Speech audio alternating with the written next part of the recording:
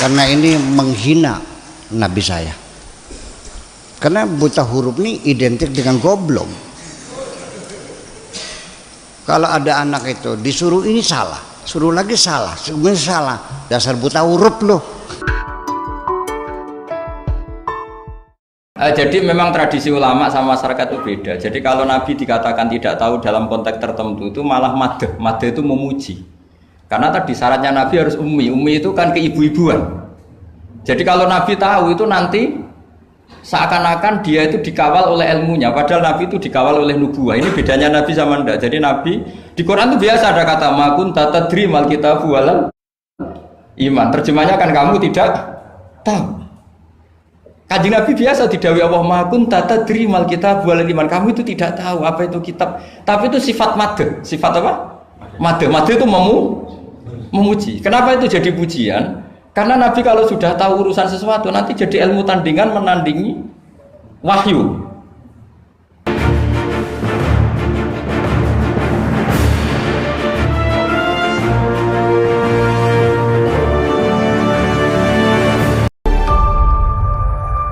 Sekarang ini begini, saya kadang ada khawatir, saya barangkali kalau terlalu berani ngomong nanti dilaporkan ke kabar reskrim lagi nanti.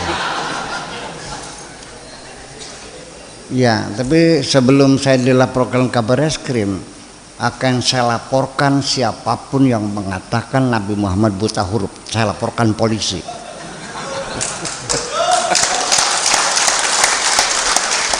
Karena ini menghina Nabi saya. Karena buta huruf ini identik dengan goblok.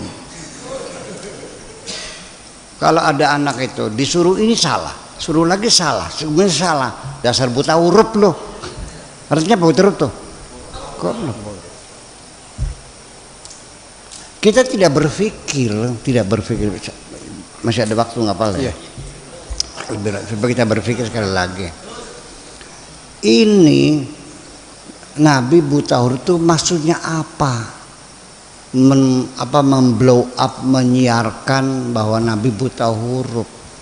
Apakah hanya sekedar untuk menutup kemungkinan adanya kecurigaan orang bahwa Quran karangan Nabi sehingga harus dibuta hurufkan? Kira-kira begitu. Sekarang saya nanya, ketika Nabi ada di Wahira, ini kan hadis, Nabi lagi bertapa, datang malaikat Jibril terus Iqra. Ini kan si rawi menceritakan seperti teatrikal, seperti teater, yang bercerita melihat Nabi bercerita Jibrilnya datang pakai baju putih, sorban putih, bersih, kan begitu. Lalu membuka satu kertas di hadapannya, Iqra. Lalu jawabnya, ini kan tidak menceritakan Nabi pada suatu hari ketika saya sedang khalwat, tiba-tiba saya, kan bukan Nabi yang cerita, ini orang yang cerita. Apa dia hadir di gua itu? Ini kan persoalan.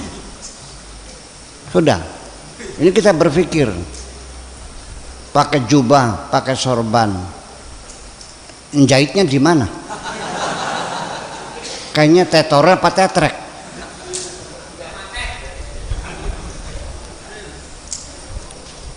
Iya.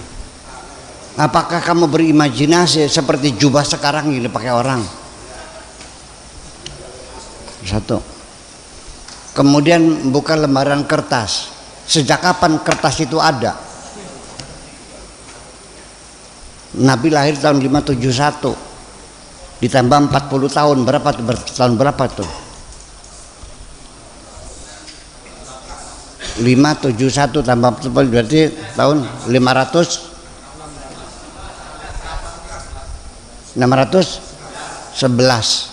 Belum ada kertas di dunia ini. Kertas itu baru dibuat tahun 800, abad keempat baru orang bikin kertas. Udah. Kemudian lagi Iqra, tulisan. Quran itu turun berbentuk tulisan atau berbentuk kaulan? Gagal kan? Gagal kan? waratil Quran inna sanulqi 'alaika qaulan thaqila. Kaulan. Biar cerdas mikirnya. Nggak apa-apa lah, Rok. Iya, terlaporkan baris krim. Ternyata umat Islam seluruh dunia manjung penjara KB. Hanya saya yang tidak.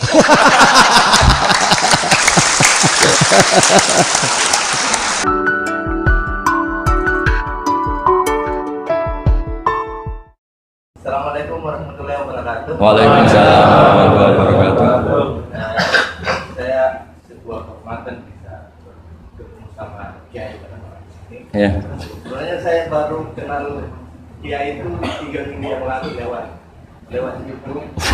Ya, ya. Ada yang kirim di FB saya, walaupun dengan komentar yang agak mirip lah. Iya, iya. Kalau nggak salah waktu itu Pak Kiai membahas masalah perang Handar, Ya.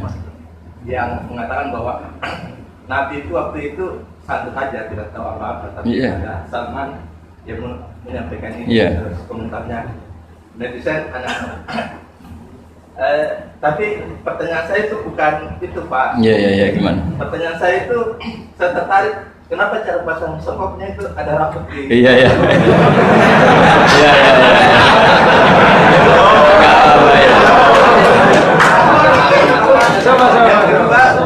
Yang kedua, ini sebenarnya hal umum. Saya bukan ahli Al-Quran, tapi ada ayat yang mengatakan bahwa sampaikanlah Dari aku meskipun satu ayat itu enggak. walaupun itu cuma satu ayat. Dari aku balihu anni walau ayat. Nah, yang itu menurut saya menjadi dengan dunia medsos saat ini, Ya. orang yang betul-betul bukan cuma sekedar satu ayat, cuma satu kata, Iya. itu di broadcast yang mungkin Oh ya. memacu perdebatan. Ya, ya. atau apa. Makanya ini begini, namanya siapa? Sulaiman. Begini aja, ini saya jawab. Tapi ini ringan, sama relax saja santai. Jadi memang tradisi ulama sama masyarakat itu beda. Jadi kalau Nabi dikatakan tidak tahu dalam konteks tertentu itu malah madh. Madh itu memuji. Karena tadi syaratnya Nabi harus ummi. Ummi itu kan keibu-ibuan. Jadi kalau Nabi tahu itu nanti seakan-akan dia itu dikawal oleh ilmunya, padahal Nabi itu dikawal oleh nubuah. Ini bedanya Nabi sama ndak. Jadi Nabi di Quran itu biasa ada kata makun tatadri mal kitabu walal iman. Terjemahnya kan kamu tidak tahu. Kanjeng Nabi biasa didhawuhi Allah makun tatadri mal kitabu walal iman. Kamu itu tidak tahu apa itu kitab. Tapi itu sifat madh. Sifat apa? Madh. Madh itu memuji. Kenapa itu jadi pujian? Karena Nabi kalau sudah tahu urusan sesuatu nanti jadi ilmu tandingan menandingi wahyu. Lah mungkin netizen nyuwun sewu, bukannya ngeritik, bukannya apa, mungkin nggak paham tradisi ulama itu. Jadi kalau ulama bilang Nabi itu tidak tahu, itu bukan sifat dzam tapi sifat madh, memuji. Di Quran banyak kalimat makun tatadri mal kitabu walal iman. Makanya Nabi ketika disuruh baca Iqra ya Muhammad, jawabnya gimana? Saya tidak bisa baca, tapi bukan sifat buruk, justru bagus. Kalau Nabi bisa baca, ilmunya nanti dikira beliau belajar dari buku-buku, dan itu dia jadi Nabi. Wah, itu memang bacanya banyak. Clear ya ini ya, supaya nggak salah paham. Jadi dikatakan tidak tahu kalau Nabi itu bagus, madh. Nggak bisa baca juga madh, sifat pujian. Kalau kamu tidak bisa baca, buruk sekali. Itu jelas. Ya kan, tahu semua kan, ketika Nabi disuruh baca bilang apa? Saya tidak bisa baca, tapi itu bagus. Karena semuanya biar karena wah. Ya, soal gaya peci saya ini Islam khas ya, khas ini. Nah, yang ini yang penting, yang pertanyaan sampean terakhir bali wa ani walau aja. Memang ini semenjak dunia medsos memang dengan tanda kutip agak kecelakaan. Mengutip kutipan tokoh atau apa hanya sepotong-potong itu bahaya. Bahayanya begini, itu bukan hanya karena yang ngendikan tokoh. Meskipun Quran kalau wakafnya salah itu ya bahaya. Coba misalnya begini, ada orang wakaf di depan orang yang paham bahasa Arab. Inna woha la yastahi, terus wakaf ya Pak. Terjemahnya gimana? Allah tidak punya rasa malu. Sehingga di ilmu Quran itu diaturkan ada wakaf yang haram. yaitu wakaf yang rusak makna. Harus diteruskan, innallaha la yastahi ayyadriba mathalam ma ba'udah. Allah tidak malu bikin perumpamaan sekecil apapun makhluk itu. Misalnya buat perumpamaan dengan nyamuk. Coba kalau bacanya satu ayat terpotong, innallaha la yastahi, Allah tidak malu. Bayangkan didengar orang yang paham bahasa Arab. Jadi problem kita adalah kadang ngutip kiai ya gitu. Jadi apa ya tadi belum mendengarin kompletnya ngaji. Jadi kalau ada ulama bilang Nabi tidak tahu, itu sebenarnya made itu ngelem karena memang begitu. Makanya Allah bilang apa? Ma kunta tadri mal kitab walal iman. Muhammad, kamu tidak tahu apa yang maknanya kitab, maknanya iman. Tapi nggak tahu ini untuk Nabi kelebihan, karena kalau Nabi tahu dulu berarti ilmunya sebagian diserap dari Taurat dan Injil, dari yang macam-macam. Makanya dulu orang kafir kalau ngeritik Nabi kan, walaqad na'lamu annahu yaquluna innama yu'allimuhu basar. Muhammad pinter macam pernah belajar. Terus Allah menjawab, Muhammad itu nggak pernah belajar, bahkan baca saja tidak. Jadi kalau Nabi dikatakan nggak bisa baca, nggak tahu, itu madh. Saya ulang lagi, untuk Nabi itu madh. Sehingga semua yang dilakukan Nabi, in huwa illa wahyu yuha, semua hanya berdasar wahyu. Ini bedanya Nabi dengan selain Nabi. Makanya Nabi itu nggak pernah baca, nggak boleh memang. Karena tadi pasti ini jadi ilmu tandingan.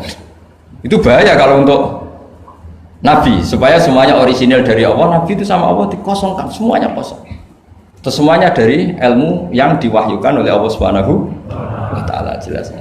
Jadi baliwani walau ayat itu saya mohon, maksudnya itu ayat itu bukan ayat satu Quran potongan, enggak. Ayat yang muhkamah, yang utuh. Tapi kalau satu potongan ya enggak boleh. Tadi misalnya dipotong apa, innallaha la yastahi, kan kayak. Makanya di bab ilmu tajwid kan diterangkan wa ba'da tajwidika lil hurufi la budda mim ma'rifatil wuqufi. Setelah kamu tahu tajwid, ikhfa, idhar, idgham, kamu harus mengenal ilmu waqaf. Karena sekali salah waqaf itu ya gitu Mas Leman ya. Assalamualaikum warahmatullahi wabarakatuh.